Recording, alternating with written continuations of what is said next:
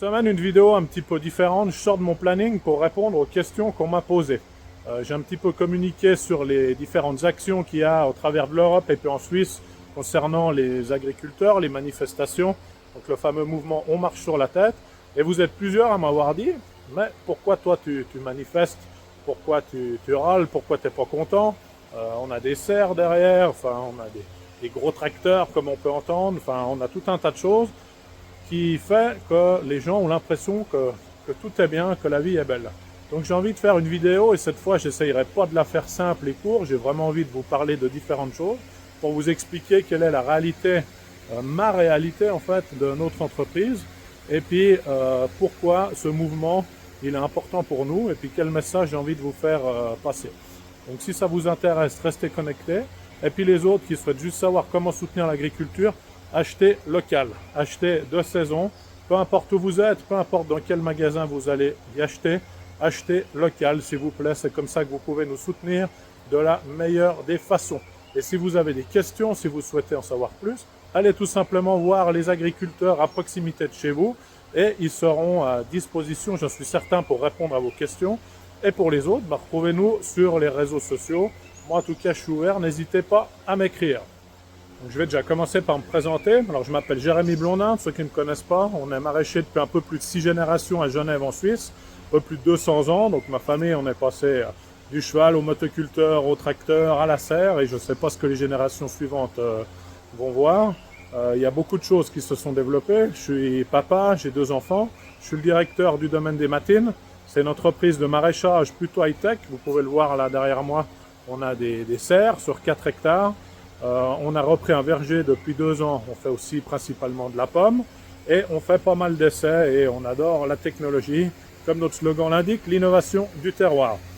Je suis aussi membre de l'Union maraîchère de Genève, la coopérative que nos ancêtres ont eu la bonne idée de créer en sortie de Deuxième Guerre mondiale. D'ailleurs c'est les 75 ans cette année, il y aura des portes ouvertes au mois de septembre pour ceux que ça intéresse, vous pourrez découvrir tout ça, ainsi que mes collègues.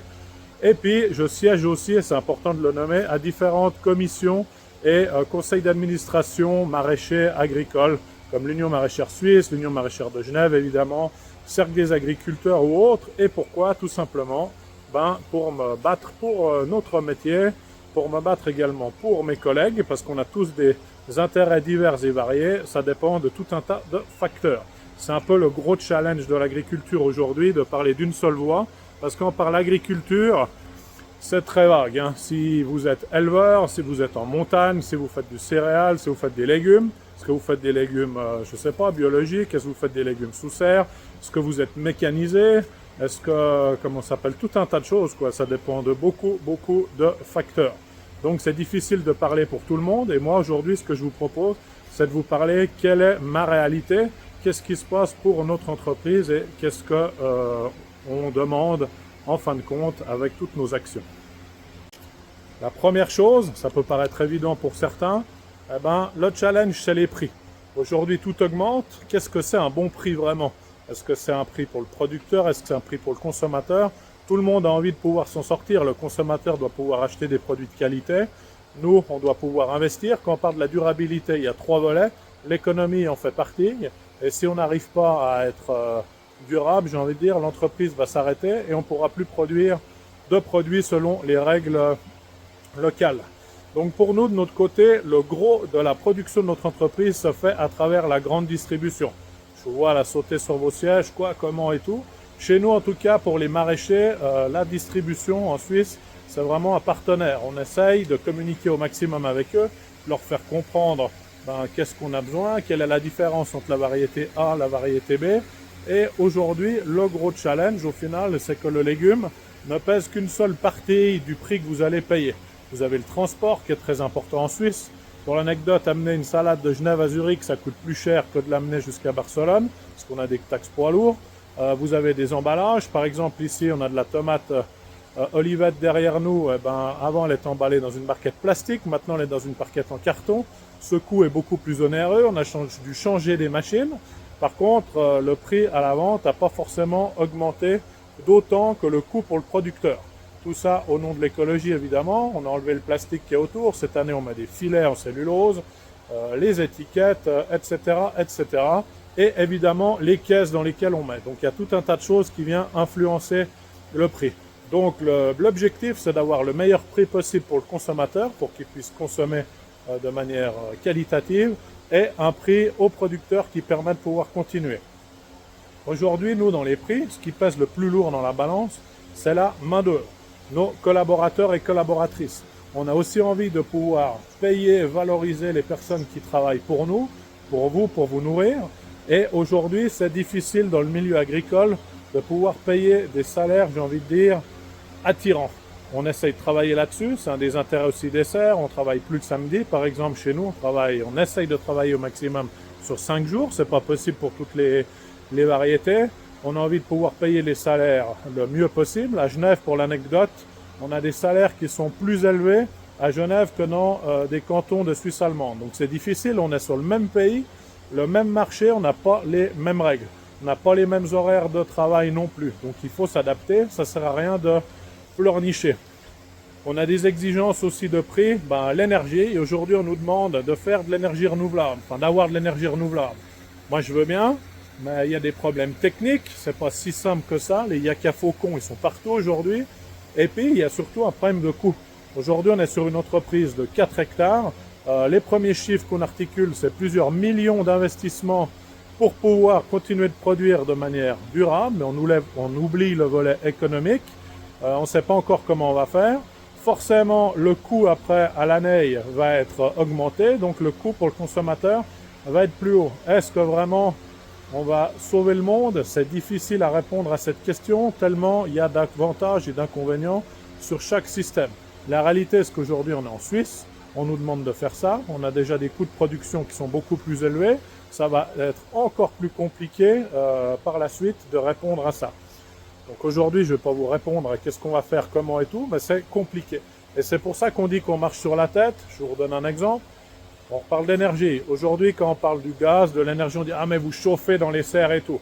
Une grosse partie de l'énergie qu'on utilise aujourd'hui, c'est pour éviter d'utiliser des produits phytosanitaires.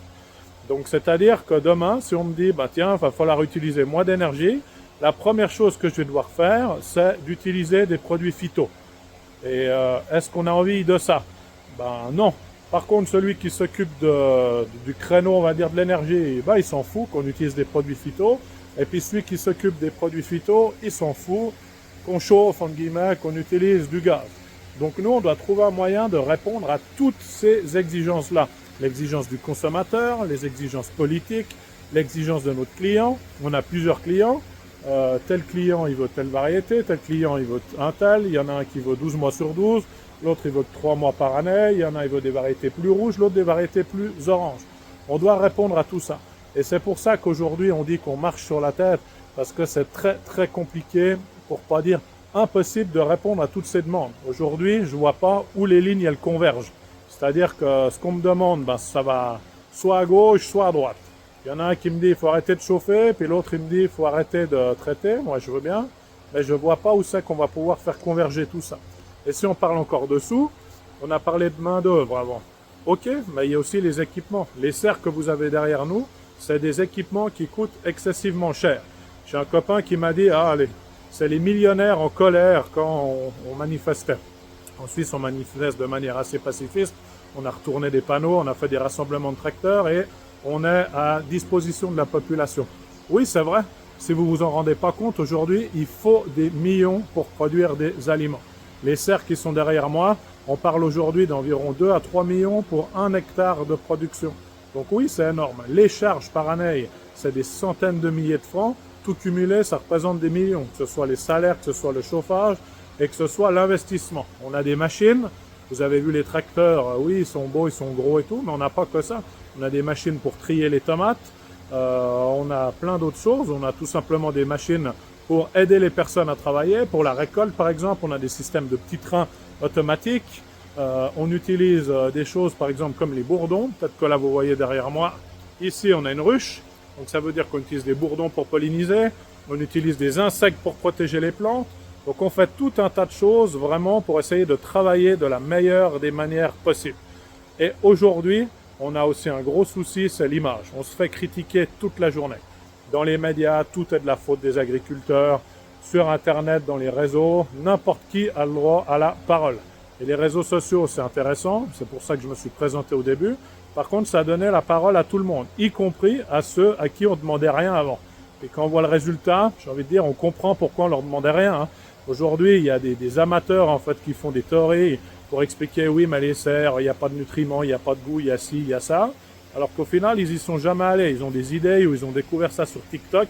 C'est vraiment un problème. C'est vraiment un problème pour moi. Donc nous, c'est vraiment compliqué. On essaye de trouver des solutions durables, aussi pour la planète. Quand on dit qu'on pollue et qu'on est content de ça, franchement, c'est quoi votre logique?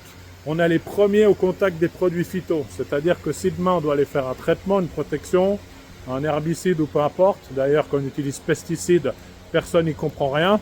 Aujourd'hui, il y a une idéologie qui s'appelle la culture biologique où les gens pensent qu'ils ne mettent pas d'engrais et pas de traitement. J'ai envie de dire, nous, on est complètement cons en gros. Parce que si je pouvais faire le métier que je fais en n'utilisant rien du tout, vous pensez bien que je l'aurais fait. Donc du coup, le problème de tout ça, je me suis perdu. Oui, les produits phytosanitaires, on en retrouve ailleurs que dans de la nourriture. Il n'y a pas que les fruits et légumes. Quand vous mettez de la crème sur le visage le matin quand je mets mon déodorant, ou même quand vous mangez un steak végétal ou un truc comme ça, vous avez déjà vu la liste qu'il y a derrière.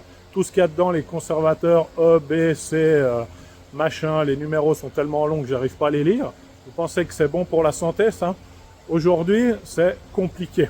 Et on se fait attaquer de partout. On essaye d'être le plus cohérent possible et de protéger la planète. Parce que c'est notre outil de travail. Si on détruit les terres, on n'aura plus rien. On n'aura plus d'outils de travail. On va plus pouvoir cultiver. On va plus pouvoir nourrir. Les produits phyto, on est les premiers à risque. On utilise les produits concentrés. Il faut les diluer. On les met dans de l'eau. Après, on doit s'équiper pour se protéger. On fait en sorte de les utiliser de la manière la moins néfaste pour la nature possible. On a des formations pour ça. On a des professionnels. Et c'est là que j'en reviens quand on se fait critiquer par des néophytes, des amateurs ou autres. C'est facile de faire des théories quand on n'a pas de label. On n'est pas professionnel, on n'est pas, lié aux problématiques qu'on a de tous les jours. Nous, on a une responsabilité. On doit nourrir la population. Et aujourd'hui, nourrir la population, on a de moins en moins à le faire, pour toutes les raisons que je vous ai dit. Pourtant, il y a de plus en plus de bouches à nourrir. D'une région à l'autre, d'un pays à l'autre, d'une filière à l'autre, c'est compliqué. Je ne suis pas en train de vous dire qu'il y en a un ou une qui est mieux qu'un autre. On est tous dans le même bateau. Globalement, de moins en moins de personnes produisent à manger.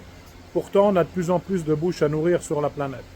Et pour venir rajouter la complexité dans l'histoire, en Suisse, on a un système qui s'appelle les paiements directs, qui font beaucoup jaser, mais la réalité, il n'y a pas grand monde en dehors de l'agriculture qui comprend. Le but, en gros, vous avez des subventions qui sont mises en place pour essayer de favoriser principalement des activités, on va dire, des activités favorisant la biodiversité. Par exemple, si demain, vous plantez pas de culture, et que vous faites des surfaces de promotion de la biodiversité, par exemple des herbes, des fleurs, des choses comme ça et tout, aujourd'hui, vous gagnez mieux votre vie que quelqu'un qui décide de faire des céréales. Est-ce que c'est normal? Non, je pense pas. Je suis pas en train de dire qu'il faut faire n'importe quoi. Je suis juste en train de vous dire que c'est un non-sens, qu'on marche sur la tête. Aujourd'hui, quand on parle de montant, l'agriculture, on est tous dans le même bateau. Par contre, on ne parle pas de la même réalité. Je vous donne un exemple. Ici, on a 1 hectare. Donc, 10 000 mètres carrés de tomates. Sur cet hectare-là, notre objectif, les chiffres ne sont pas juste, je les arrondis pour que vous les compreniez bien, c'est de faire 500 000 francs par année sur 1 hectare. Si on avait des pommes, ce qu'on a, on fait 10 fois moins sur la même surface. 50 000 francs. Et puis si on faisait du blé, par exemple, on ferait encore 10 fois moins, 5 000 francs par année. Encore une fois, les chiffres sont à l'appel gradué, c'est pour vous donner une notion. Et qu'est-ce qui fait cette différence de prix? C'est principalement la main-d'œuvre, les investissements qu'il y a derrière et le chiffre d'affaires. Ce n'est pas du bénéfice. Ce n'est pas parce que je vends pour 500 000 francs de tomates que je m'en sors. Et c'est bien là le problème aujourd'hui. On investit des sommes qui sont folles. On n'en voit pas le bout, on n'a pas fini d'amortir une machine, une technologie, qu'on nous change les règles de production. Tiens, il faut utiliser maintenant tel produit, ou il faut faire tel truc, ou ça c'est interdit. Comment est-ce qu'on fait? On n'arrive pas à suivre. On n'arrive tout simplement pas à suivre. Et c'est bien pour ça qu'on se plaint et qu'on dit on marche sur la tête. Aujourd'hui, on a besoin d'avoir de la cohérence. Comme je l'ai dit avant, merci à ceux qui supportent les agriculteurs, qui consomment local, qui achètent des produits de saison. Merci à tous nos partenaires qui commercialise nos produits, qui favorise les produits locaux. Il y a des petits, il y a des gros. On a une vente directe aussi. C'est vrai, j'en ai pas parlé. On a ouvert un magasin sur le site. Donc oui, c'est intéressant. Et l'intérêt numéro un pour nous, c'est d'être au contact du consommateur, de comprendre ses problématiques, de pouvoir communiquer avec lui, de pouvoir essayer des produits. L'année passée, j'ai fait du poivron violet. Ben, avant d'en faire 2 hectares et de tout jeter, on va voir s'il y a un intérêt pour ça. C'est un intérêt économique également, oui, et c'est un intérêt de comprendre les problématiques de nos partenaires. Ça veut dire que je fais de la production, mais je fais de la vente également. Je comprends ce que c'est que d'avoir du vol, que d'avoir du déchet, que de devoir transformer, que d'avoir des règles d'hygiène. Donc encore une fois, j'ai juste essayé de vous partager un petit peu mon point de vue, mes problématiques et tout ce qu'on souhaite en fait, c'est tout simplement de pouvoir manger des produits de qualité. Moi le premier, j'ai pas envie d'importer des trucs de l'autre bout du monde. J'ai envie de pouvoir continuer de faire ce métier de manière décente, que si mes enfants ont envie de le faire, qu'ils puissent le faire, et si c'est pas mes enfants que c'est des autres, qu'ils aient des conditions pour pouvoir le faire, qu'on ait de la relève et surtout qu'on ne meure pas de faim. Parce que moi c'est vraiment l'impression, c'est là où on va aller. Et c'est pas que l'agriculture, pour terminer, qui marche sur la tête, parce qu'on a des problèmes partout. Pour trouver des gens pour entretenir le matériel, pour construire, il y a vraiment beaucoup de choses qui sont compliquées. Le seul truc qu'on nous demande aujourd'hui, c'est de remplir paperasse, document sur document sur document sur document. Ça mène à rien, ça avance pas. On est contrôlé de partout, on est fliqué de partout.